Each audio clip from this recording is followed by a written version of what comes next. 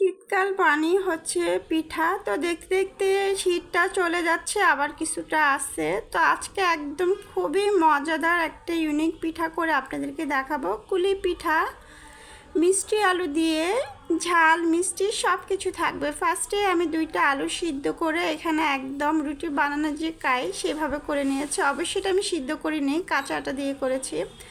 তো কাইটা আমি কিছু সময়ের জন্য পাশে রেখে দিলাম। এখানে আমি গাজর, ক্যাপসিকাম, বাঁধাকপি, ফুলকপি এগুলো দিয়ে একটা কিমা তৈরি করে দিব। তো বাসায় অনেক সময় মুরগি রান্না করা হলে দেখা যায় মুরগির মাংস কিন্তু থেকেই যায়। তো সেখান থেকে কিছু 2-3 পিস মাংস নিয়ে তারপরে এই কিমাটা আমি তৈরি করে নিব, যেটা সবজি চিকেন সব কিছু থাকবে। তা আমার বাসায় কেএফসি থেকে চিকেন ফ্রাই ছিল, সেখান থেকে আমি 2 পিস এখানে দিব, তাহলে মাংসের পরিমাণটা বেশি হবে। আর আপনার এই ধরনের মাংসগুলো দিলে কিন্তু অন্যরকম একটা স্মেল আসে, কারণ যেহেতু মাংসটা অলরেডি রান্না করা, তার মানে এটার ভিতরে ময় মশলা সব কিছু আছে, কিছুই দিতে হবে না। এখানে আমি কিছুই দিব না, জাস্ট পেঁয়াজ আর হলুদের গুঁড়া দিয়ে এটা সিদ্ধ করে একদম সুন্দর একটা কিমা করে নিব।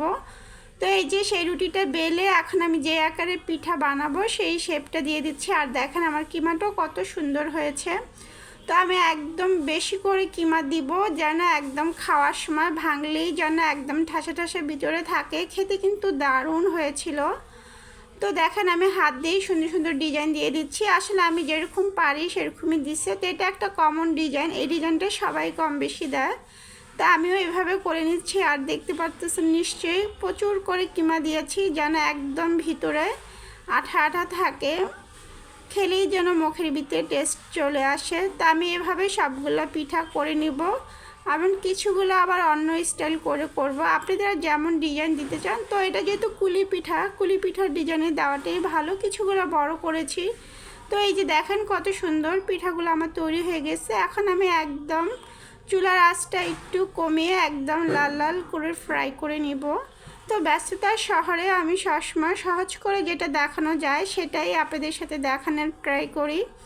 ভালো লাগলে অবশ্যই শেয়ার করে সবাইকে দেখার সুযোগ করে দিবেন। কেউ যদি আমার আইডি থেকে দেখে থাকেন অবশ্যই আইডিটা ফলো করে পাশে থাকবেন, তাহলে আমি এই ধরনের নিত্য নতুন ভিডিও দিলে অবশ্যই রেসিপিগুলো দেখতে পারবেন। আর কেউ আমার ইউটিউব চ্যানেল থেকে দেখে থাকলে অবশ্যই চ্যানেলটা সাবস্ক্রাইব করে দিবেন।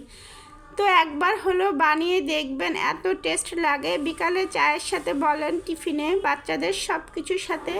আর এতটাই পুর ছিল যে মুখে দেওয়ার সাথে সাথে অন্যরকম একটা ভাব চলে আসে খাওয়ার। যে না খাবে সেও কিন্তু খাবে, এত মজাদার টেস্টি হয়েছে। তো আজকে এই পর্যন্ত, আল্লাহ হাফেজ।